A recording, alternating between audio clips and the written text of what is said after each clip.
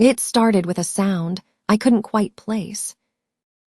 Not the creak of the old stairs, not the hum of the refrigerator, and not the wind rattling the siding like it always did in late October. It was faint, like a soft tapping, followed by something that almost sounded like a meow. I froze in the middle of my kitchen, coffee mug halfway to my lips. I live alone. No roommates, no kids, and definitely no pets. My work-from-home life was quiet, predictable, and as free from surprises as I could make it. I set the mug down and walked toward the basement door. The sound stopped. I told myself it was probably just the furnace making some weird noise again. Or maybe a raccoon had found its way in through one of the old vent covers. Still, my stomach tightened. I pulled the door open and flipped on the light. The single bulb at the bottom of the stairs flickered once before settling into its usual dim yellow glow. I stepped down slowly, one hand on the rail, scanning the corners. That's when I saw them, two glowing eyes reflecting the light. At first, my brain didn't connect the dots. I just stood there, frozen halfway down the stairs, staring at this small shape crouched behind a stack of boxes. It was a cat. A gray and white cat, its fur puffed up, tail curled tightly around its paws. It blinked slowly, almost lazily, as if my sudden appearance was more of an inconvenience than a threat. My first thought, whose cat is this? My second thought, how the hell did it get into my basement? I knelt down, trying to coax it out. "Hey, kitty!" My voice sounded too loud in the silence. The cat didn't move, just kept staring. There was no collar, no obvious injury. It looked healthy, not skinny enough to be lost for long. And yet, here it was in my basement. The weirdest part, the basement windows were all shut, the door locked. There was no clear way it could have gotten in. I backed up the stairs slowly, deciding to give it space. I figured I'd decall animal control or maybe post in the local Facebook group. But as I reached the top step, I heard it again, that low, questioning meow. And I realized I wasn't ready to send it away just yet.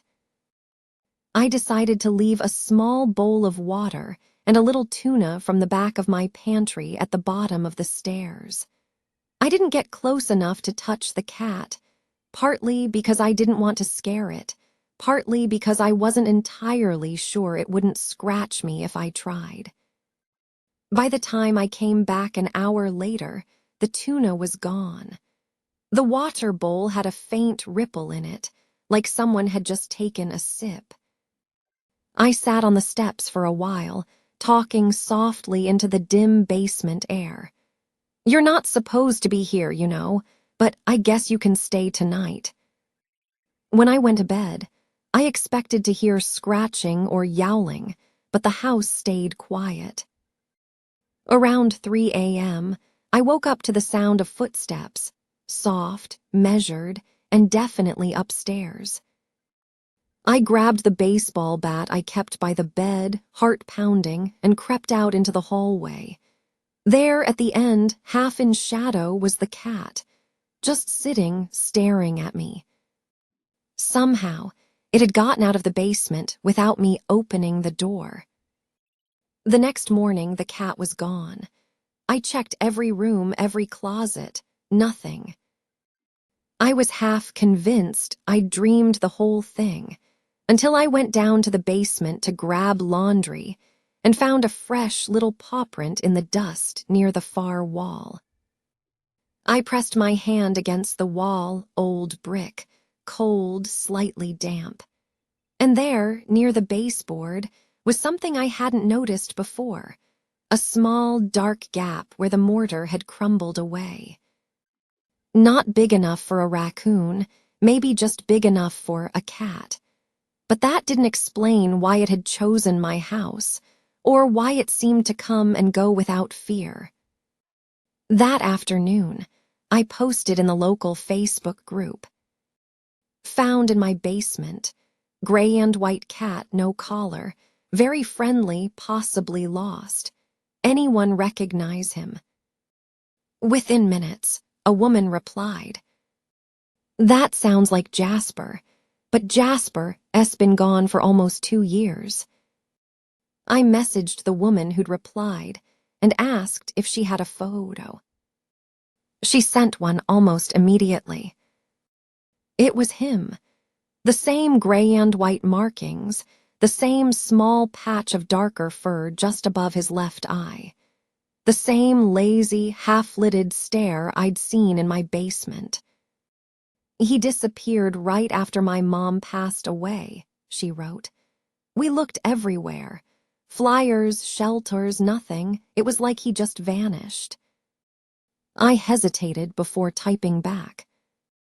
"I think he's been in my basement." We agreed to meet the next day so she could see for herself. That night, I left more tuna out and sat on the basement steps again. Sure enough, after a few minutes, the cat appeared from the shadows, moving with the quiet confidence of someone who knew this was his territory. I whispered, "Jasper." His ears twitched. He didn't run. The next morning, the woman, her name was Karen, showed up with a small carrier and a hopeful smile. She looked to be in her late 40s, wearing a worn denim jacket that seemed one size too big. We went down to the basement together, me holding my breath. But there was no cat, just the empty water bowl and a few paw prints near that small gap in the wall. Karen knelt down, touched the dust with her fingertips, and sighed. "He used to slip out at night all the time," she said, "but he always came home before." I offered to call her if I saw him again, but before she left, she looked around my basement with a strange, thoughtful expression. "This is going to sound weird," she said slowly, "but Jasper never liked basements, except my mom's old house. He used to spend hours in hers, sitting in this one corner. No idea why." I didn't tell her that the corner she pointed to was the exact same spot I'd seen him in the first night. Karen had been gone for less than an hour when I heard it again. The soft, deliberate tapping from the basement. I hurried to the stairs, heart thudding faster than it should have. Sure enough, there he was, Jasper, sitting in the same spot as always, tail curled neatly around his paws. Only this time there was something different. Between his teeth, he held a small scrap of fabric, frayed, faded, maybe once part of a shirt or a blanket.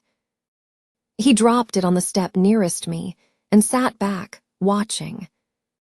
When I reached down to pick it up, my fingertips brushed something stiff sewn into the corner, a small, worn tag.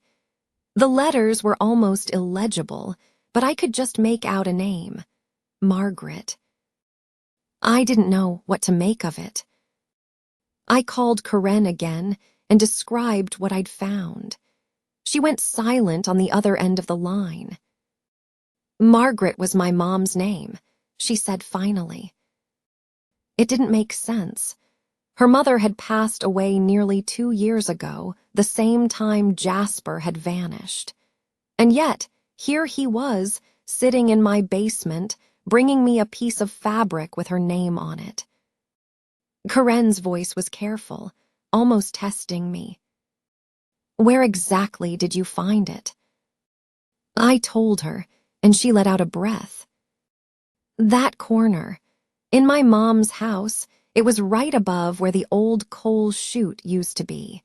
She said it was where she found Jasper as a kitten." The line went quiet for a moment before she asked, Do you know who lived in your house before you? I realized I had no idea.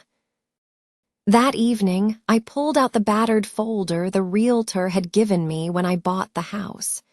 Most of it was inspection reports, mortgage papers, boring legal jargon. But tucked in the back was a single sheet with the name of the previous owner, Margaret Collins. I sat there at my kitchen table, staring at the name until the letters blurred. It couldn't be a coincidence. The next morning, I drove to the county clerk's office, a place that smelled faintly of old paper and floor polish. A kind woman behind the counter helped me dig through property transfer records. Yes, the house had belonged to Margaret Collins until her death, 2 years ago. 2 years, the same time Jasper disappeared. When I asked if she knew anything about Margaret, the clerk smiled faintly. Oh, everyone knew her. Sweet lady. Lived here her whole life. Always had that cat with her. What was his name again? Jasper, that's it. I went home and stood at the top of the basement stairs for a long time before finally flipping the light on. Jasper was there, waiting. No fear, no hesitation. As I stepped down, he moved toward the far corner, the one Karen had pointed out, and sat, tail flicking once against the dusty floor. I knelt beside him, running my hand along the baseboard until I felt the same gap in the wall. Only this time, I noticed something else, the faint outline of a panel that looked like it could be removed. It took some effort, but the panel came loose with a soft groan. Behind it was a small, shallow space lined with old fabric, maybe once a blanket, now brittle and faded. And tucked into the corner was a photograph. A younger Margaret Collins, smiling, holding a gray and white kitten. I held the photograph gently, the edges worn from time, but the image still clear. Margaret Collins, her eyes warm and kind, cradling a kitten that looked just like Jasper. It was like a piece of the past had found its way into my hands, a silent story waiting to be told. I showed the photo to Jasper, who rubbed his head against my hand, as if recognizing something familiar. That night, I sat by the basement door, thinking about what Karen had said, how Jasper had never liked basements, except at Margaret's house. Could it be that this house held a connection to him, to her, that neither of us fully understood? Days passed, and Jasper stayed. He became a quiet presence in my life, sometimes disappearing for hours, other times curled up in the sunniest corner of the living room. One evening, Karen came by again, this time with a box of old belongings belonging to her mother. Inside was a small, hand-stitched blanket, faded and frayed, but unmistakably the fabric from the basement nook. She smiled softly. I think Jasper was trying to tell us something, that he was never really lost. He was just waiting to come home. As I watched Jasper settle on that blanket, purring softly, I realized that sometimes the most unexpected guests bring the deepest kind of comfort. And in the quiet of that old house, with a cat who wasn't really mine, I found a new kind of family.